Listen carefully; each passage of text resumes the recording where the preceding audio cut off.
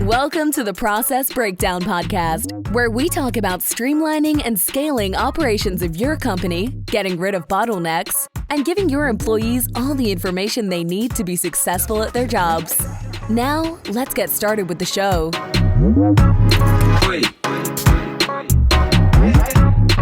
Dr. Jeremy Weisz here, host of the Process Breakdown Podcast, where we talk about streamlining and scaling operations of your company, getting rid of bottlenecks, and giving your staff everything they need to be successful at their job.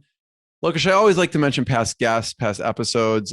We had David Allen of Getting Things Done, Michael Gerber of the E-Myth, and many more. You know, on this, we have Director of our Operations, we have Chief Operating Officer, people who geek out on systems and running the company. So check out all past episodes out there, the Process Breakdown. And before I introduce today's guest, which is Lokesh Yadagiri of Hunt a Killer, just wait to hear what Hunt a Killer does. Okay. When I first heard that, I was like, I don't know who is going to show up for this interview from a company called Hunt a Killer, but he will tell us about it in a second.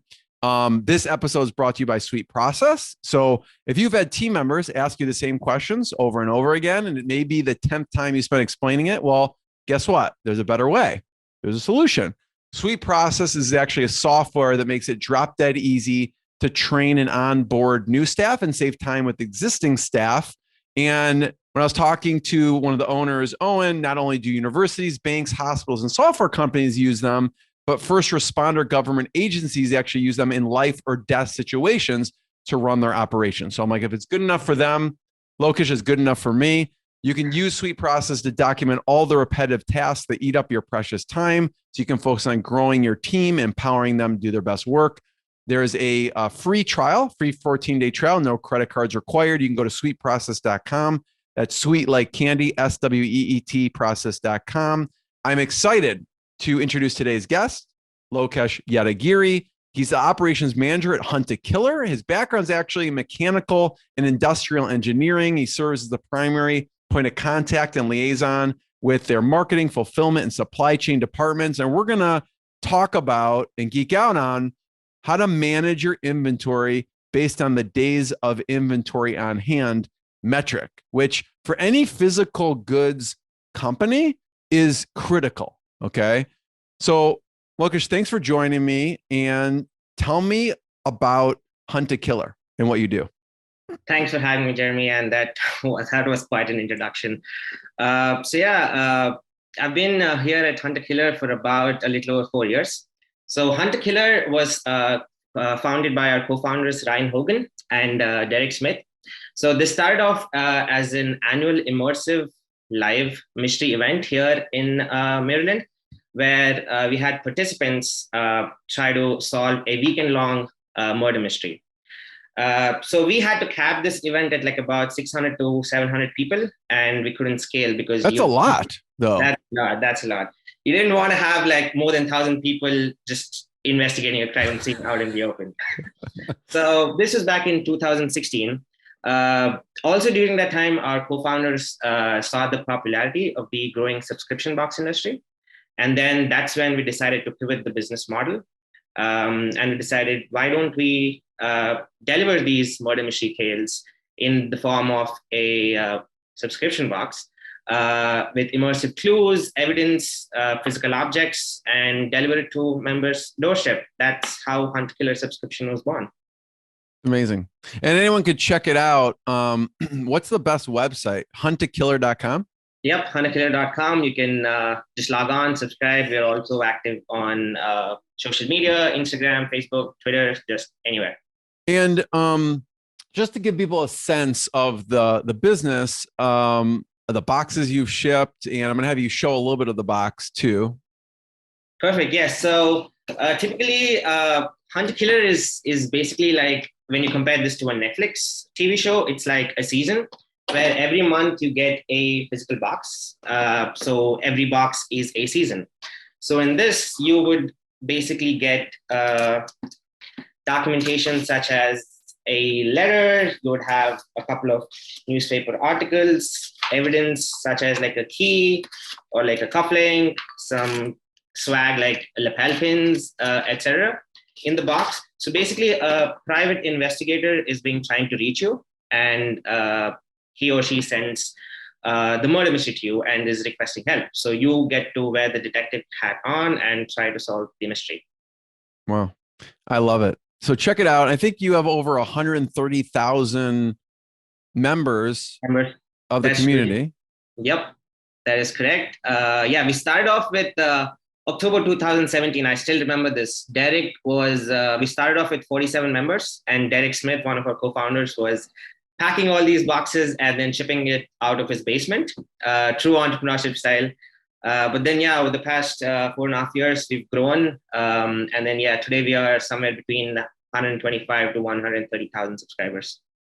I'm going to have to introduce you to there's a lady who runs Chicago crime tours in Chicago. And I'm sure the people who take those tour would love what you guys do and vice versa. So remind me of that. Funny story, we actually had an idea of like a crime cruise where we have people on a cruise boat, and then that's where probably just put in a murder mystery and then let people have fun. So that's something that we definitely had an idea for. I love that. So let's talk about how to manage your inventory, because you have a lot of stuff. Like you just held up a couple things there, and when you're shipping out to thousands and tens of thousands of people, because I know you've shipped millions of these things to people. There's a lot of paper. There's a lot of little widgets in there, keeping track. I mean, it seems simple. You get it in the mail. You don't realize how much work goes on behind the scenes. You need all these thousands and tens of thousands of these little lapel pins. So talk about how to manage your inventory based on days of inventory on hand metric. Where should we start with that? So a good point to start here would be just what does managing inventory look like for an organization, right? So inventory management can literally make or break a company. When you look at the balance sheet, one of the largest items on it is your inventory expenses. So if you carry too much of inventory and you're overstocking, that would result in higher carrying costs. And at the same time, on the opposite side, if you don't spend too much amount of inventory and then you run out of stock, then that's going to hurt the customer service, late orders and stuff. So today, what I'm going to talk about is days on hand and how this metric would help you find the middle ground or balance optimum balancing inventory with optimal sales, and then also having the optimal level of inventory. So it's like basic trying to balance these both things. So yeah, days on hand, like the name suggests, it's days of sales and inventory. It helps us in measuring how efficiently an organization uses its inventory, and also the amount that is tied up to it.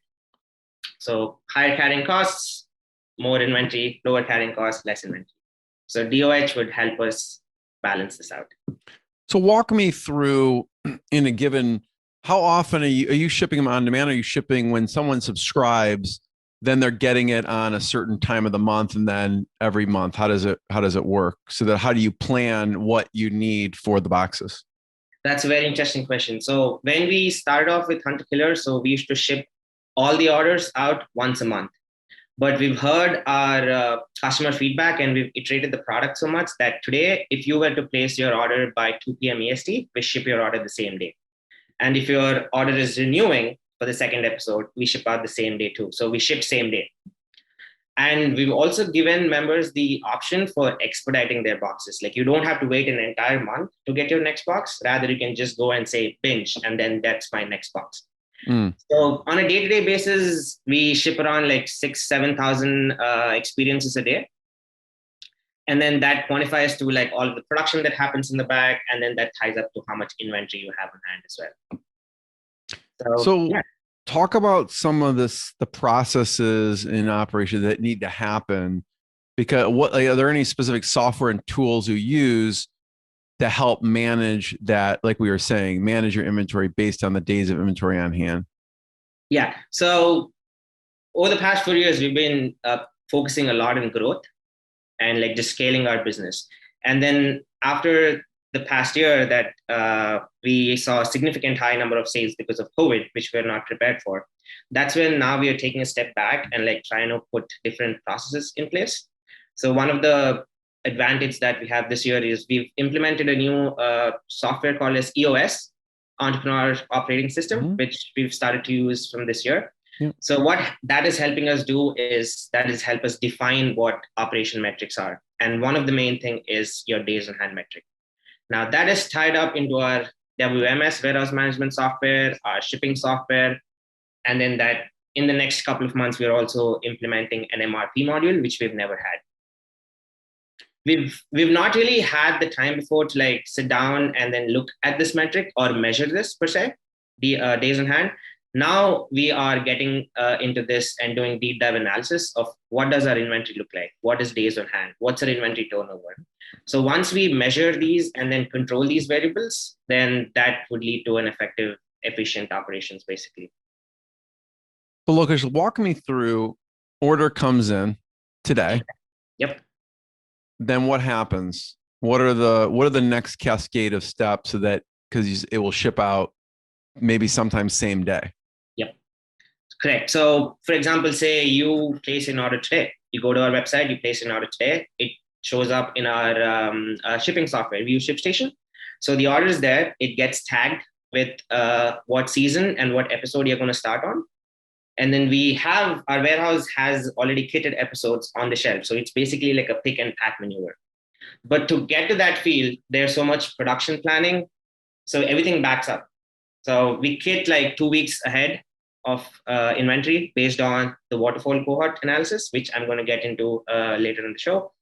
So yeah, we basically look at what our forecast looks like for the next month, next 2 weeks, next 6 months. Based on that, orders are placed, it shows up in the warehouse, it gets produced, kitted, and then it's ready to be picked and shipped out the door. That's why we're like ahead, and we can ship orders the same day. Got it. So it comes in to your website, goes to ShipStation. That alerts the team to basically take the pre-kitted box and ship it out the door. Yep. So you'll have the box ready. You just ship out a label, put it on the back, and it's ready for pickup. Now, obviously, you mentioned like a lot of stuff happens, so there's a bunch of already boxed, kitted, hunt to killer boxes, so they can immediately send it out. So you mentioned the waterfall and forecasting. Talk about now. There could, what's the process? Let's say someone's picking it and they see there's only 2 boxes left, or maybe that never happens because you forecasted it. Okay. Has there been a point where they box it and there's like a mechanism where they go, wow, it looks like we're running low. It's not specifically hooked up in your brain, which is, the numbers, or does that never happen? Oh, I would be lying if I say it would have never happened, but you make mistakes, you fail, but you learn from it. So how does this happen? So when you get in, let's say, for example, 1,000 subscribers a month, so they all fall into the first cohort. So you get in 10,000 people into the funnel. But not everyone renews. They may or may not like the product, or because of XYZ reason, you might lose some people in the form of churn. So over the past couple of years, we've seen how our seasons have performed. And then we've gathered data for about more than 4 years. And then we determine how many people are going to renew. Just say we get in 10,000 people, say 10% go out, 7% go out. So let's hit minus 7% that for episode 2. And then it's your next waterfall for every episode. So we are ahead on that. We have this forecast analysis that helps fulfillment determine what needs to be kitted. And then that's also gets a trigger buy-in for the supply chain team on how much to order.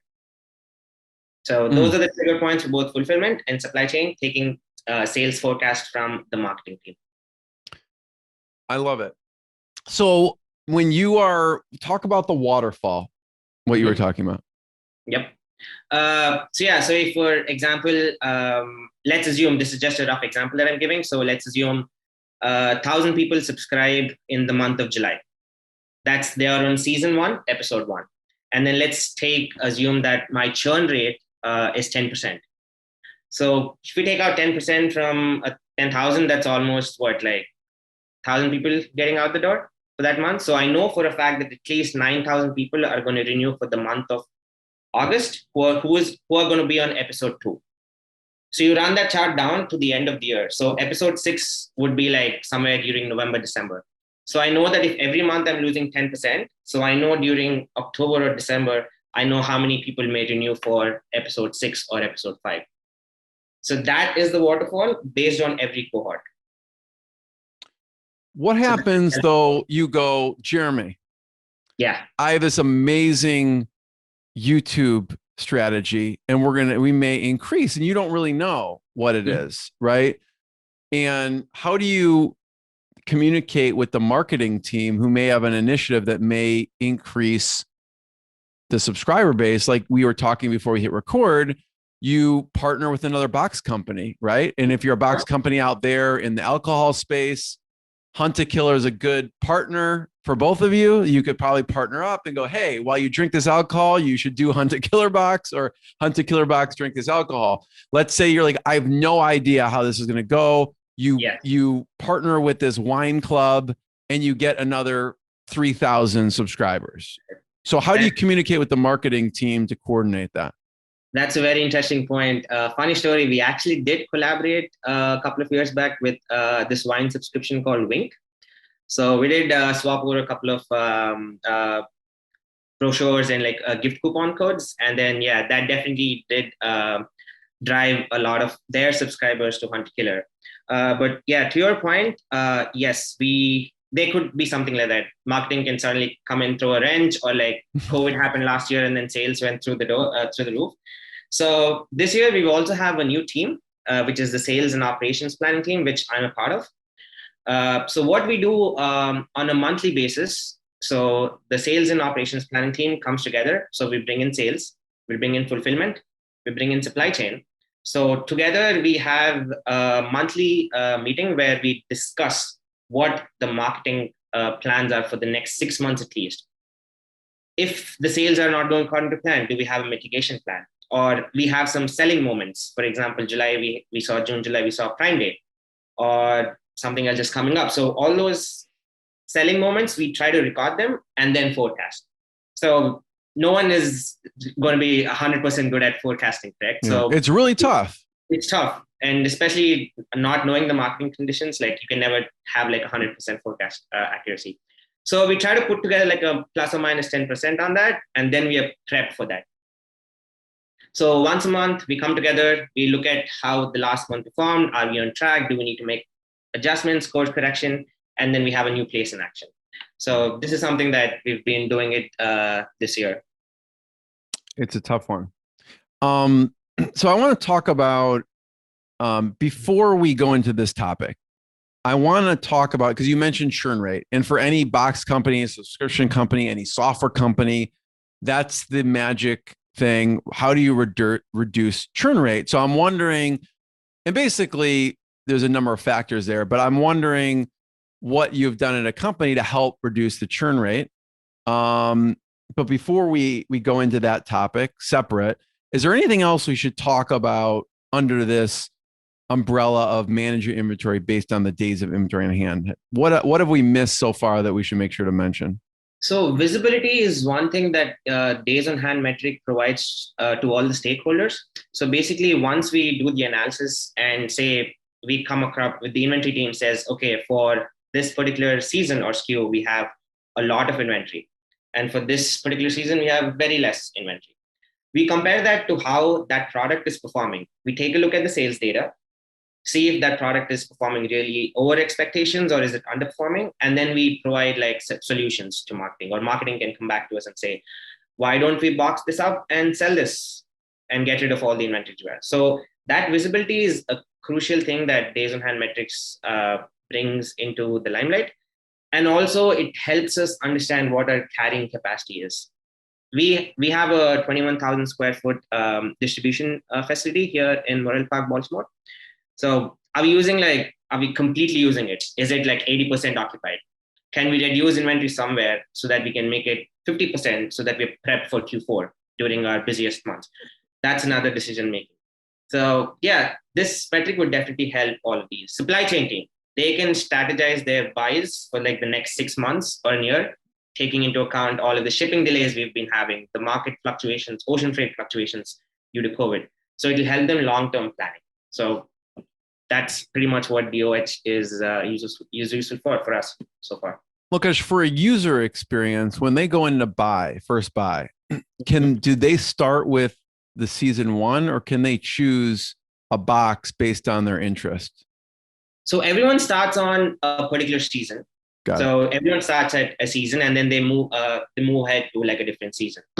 Yes, we did have the option. Now that we're 4 years down the line, we had like 10 different active seasons. There was a thought of like, why don't we just have people start at whatever season they want? Like you have 4 seasons, they might go look at this trailer and they want to start in this season or that season. Yes, but that throws a wrench in your calculations then, right? Because it's hard to plan. Yeah, it would be hard to predict who would choose what to go into. But yeah, tech is a big factor that comes into technology is going to be a big factor. But hopefully in the next couple of months or years, we have that option available for our subscribers. So right now, it's not an option yet for them to choose what season they go into. They can start in season one and then kind of go through, it sounds like. Correct. Right? Our most recent active season right now, everyone starts on Curtain Call. And then they move on to the next season, which is Manly Rock, and then so on every season. Got it. But once we started giving our subscribers the option for like binging and expediting their next box, they are like cruising through every episode quick. Yeah. And we want to get the next season. Got it. As soon as possible. That's great. I mean, still with that, sounds like you can still calculate your waterfall calculation based on that, because they're just going to the next one and you are factoring in, let's say, a 10% or whatever, 10% churn anyways. So even if they get it now or, 3 months from now, you're still kind of factoring that in. Yes, correct. So yes, it's definitely not 100% accurate. Like I said, it's predicting who is going to renew or who is going to like or not like. It's not that easy. But yes, we do factor in the churn and the percentage of people who would like to expedite. And then, we have a blended average across the board. So what you mentioned, like you have a bunch of inventory on a box, a season, or what's a solution to open up the space? Let's say there's something coming up that you're going to have a big promotion for. What have you done to get those boxes off the shelves to leave room for the next batch? That's a very interesting question, because you can do this in multiple ways, right? You can either take a hit on your expenses and then just mark that as obsolete and get rid of it. Or in our case, what we did, this is a real life example. From the past few years, we've been stocking up on previous seasons. So what we decided to do was marketing came up with a launch campaign of like a retirement sale. So for a good discount, we're offering the entire season as a box set. So one, we're getting rid of the inventory which is indoors, and we're also making some revenue out of it, which at other point would just sit down there. So we did an analysis and we showed marketing, okay, we can come up with X, Y, Z amount that you can sell. We got the go ahead, put them in boxes, launch a campaign saying it's a retirement sale, it's coming back from the vault, you're never going to get it again. Boom. You have people subscribing as a box set, and it's not one episode, it's the entire season, right? So that was one of the things that we did. Love it. Let's go to, so anything else on the managing inventory based on the days of inventory on hand metric before we talk about churn?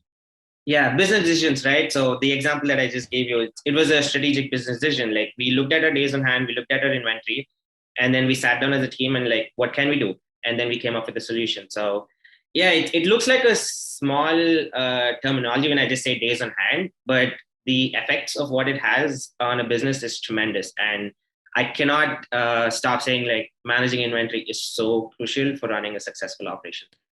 One of the things in that you have to factor in is, like you mentioned, if there's a delay in ocean freight or wherever you're getting pieces, what's the average time span when you say, okay, we need 10,000 of these pins, we need 10,000 of these widgets for it to all come in? What's the days that you need to order in advance to get all of that stuff to even pack the boxes?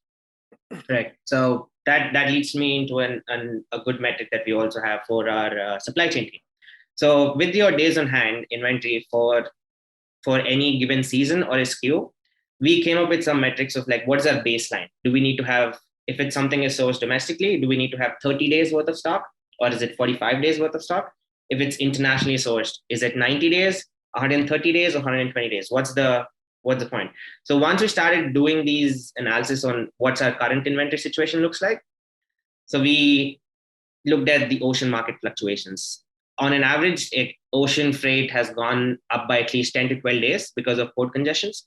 And also from the point the inventory is ready for pickup to be put on a vessel, that has increased on an average about 7 days. So in total, you're looking at around 20, 22 days additional, which would have been normal. So we're adding those days into our days on hand as, okay, instead of 90 days, let's add those 20 days as a buffer. Let's have at least 120 days worth of inventory. So your trigger buys are going to be, if any SKU goes below 120 days, then that's your trigger point for supply chain to, okay, we need to be placing another order now. Yeah, so, it's a lot. Even during COVID, I was talking to someone who like, what's that limiting factor? What out of the things you order, is that the longest, the limiting factor product, like the longest it would take one of them? Because you can't send, even if you're waiting on one product out of 100, you still can't send that box out with that one product. So exactly. It's like usually around 120 days is that the longest cycle for you to receive something in that box? So it depends. Like we have about 2,000 different SKUs, and our boxes are like 80% paper-based goods, and then 20% of them is internationally sourced physical items. So a few of them take like 30 days manufacturing time, a few of them take 60 or even like 70 days. So you have to like focus on every SKU different, and then you need to come out with your reorder points. It becomes a challenging situation, but yeah, we tried to take an average of at least 118 or 120. So it's a work in progress. Right? You can't say that, okay, we have to be at 120 days. So based on how our inventory turnover is, and then looking at the market conditions, we are still trying to pinpoint what's the right number there. Yeah, but yeah, is going to help getting that number down. And COVID throws a wrench in everything. I remember someone, they had a product that needed a cap, and they had everything in the cap. I guess there was a shortage of caps for whatever product, and they said it was going to be like 4 or 5 months, because of this one piece of their product. So it becomes a complicated formula depending on what's going on in the world also. So look, last question I want to ask is about the churn rate. Okay. Because this is the golden question of how to reduce churn rate. So because you see, obviously there's going to be a certain number of people, for whatever happens in the universe, they're busy. It's not the fault of the company or the product. It's just people get busy or things change. So what are some ways, but you're always thinking, how do I reduce churn rate? So what are some ways as a company that you have implemented to help engage people more and reduce the churn rate of the boxes? There have been a lot of different scenarios where we came together as a team and tried to solve, like, how do we find the solution to this problem called churn? Because when we started off, it was in double digits, but today we are in a single digit churn rate. So churn doesn't specifically be like there could be a lot of different factors when it goes to like reducing churn. It's just not the product being good or having a tremendous customer service or like providing it at a cheap price point. It's the entire customer journey, right from the point they're on our website till the time that they get their box, play the game, and then give feedback. So this was iterative. So every month or every 3 months, we try to put this NPS survey to find out from our customers, like, what can we do better? We got their feedback, did a deep dive analysis, and then constantly kept iterating the product. So it's just not the product being really fancy or like marketing doing a really great job, shipping on time, reducing the missing items or error rate. It's the entire journey, right from there on the website to finishing that experience. So we are trying to hit on every single nail there. So that is what is leading to the reduction in churn.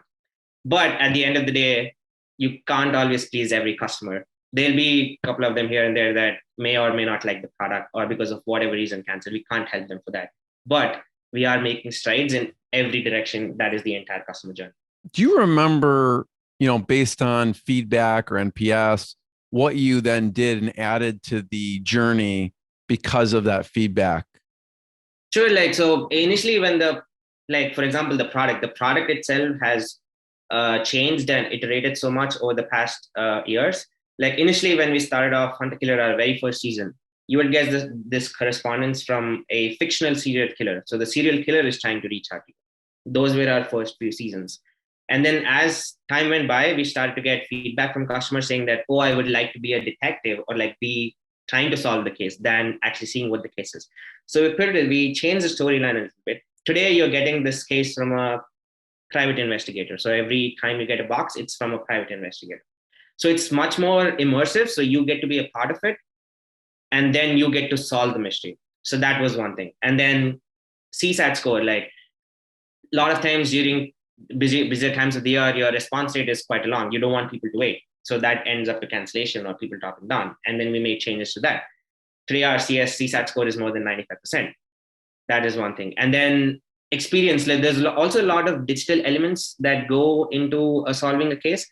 If a website is down or if you're not able to find a clue, then that would ruin the game experience. So making sure technology is working on having all the sites updated with the right information, and then also managing the community.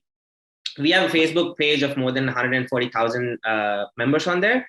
And there are social media manager, Jo. She does a fantastic job. She reaches out to all the members. She helps them. She guides them, puts them in the right places. And yeah, so managing all of these things, we've done this over the course of the past 4 years. So that I think all of these did help solving the churn rate. Also, putting this box together, it's not, it cannot be automated. You need to have a human element involved to take it and physically put it. So human errors, right? You might end up not putting a piece of paper or like evidence. That would stop people from solving the game. Like you said, if you miss something, you can't do it.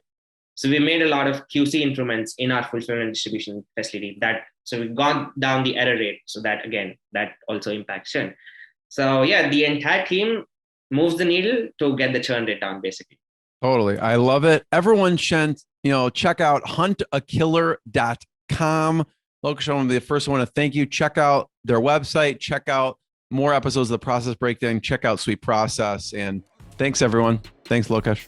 Thanks, Jeremy. Thank you so much.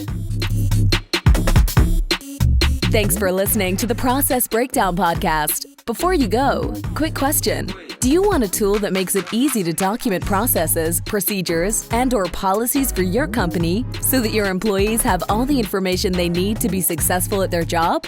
If yes, sign up for a free 14-day trial of Sweet Process. No credit card is required to sign up. Go to sweetprocess.com, sweet like candy, and process like process.com. Go now to sweetprocess.com and sign up for your risk-free 14-day trial. Hi, this is Owen, the CEO and co-founder here at Sweet Process. If you've enjoyed listening to this podcast interview, actually, you know what I want you to do?